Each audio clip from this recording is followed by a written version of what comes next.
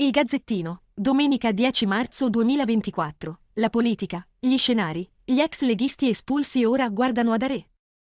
Ritorno al passato. Venezia. Lasciamo perdere per un attimo simbolo e nome. Il piano di rifondazione di Gian Antonio Daré è un romantico ritorno al passato, ma che diventerà per forza materia di avvocati. Dovendo pensare solamente al progetto di ricreare una Lega versione originale, quel sindacato del Nord, così distante dalla svolta nazionalista portata da Matteo Salvini, quanti ci starebbero?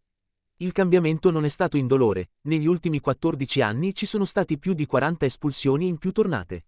Prima con Flavio Tosi segretario regionale e poi con Salvini segretario nazionale. Tra i cacciati illustri anche l'ex parlamentare Corrado Callegari, che dopo l'uscita forzata ha fondato, insieme a Paolo Pizzolato, Alessandro Vianello ed altri ex leghisti della prima ora, prima il Veneto. La domanda è una: sarebbe pronto a salire su un carroccio tutto nuovo? Il progetto fa parte della mia storia, 30 anni della mia vita, commenta, sarebbe bello, ma rifondare una realtà del genere dopo tanti anni non so se sia qualcosa di realizzabile. Sono cambiati i tempi, le esigenze della gente. Abbiamo avuto la fortuna di vivere un'epoca straordinaria, adesso non so se avremmo il seguito di prima con determinati argomenti.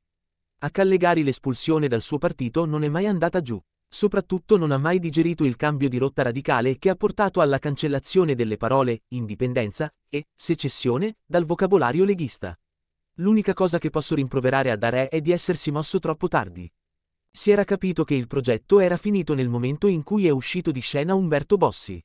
Anche Tosi aveva un'idea nazionalista e l'ha dimostrato il percorso che l'ha portato a Forza Italia. Salvini era il suo gemello. Vero che Salvini ha risollevato la Lega portandola al 36%, ma l'ha fatto puntando tutto sull'immigrazione clandestina e questo significa non avere un progetto politico. Loro due non avevano nulla a che vedere con il sindacato del Nord. Daré doveva svegliarsi 10 anni fa.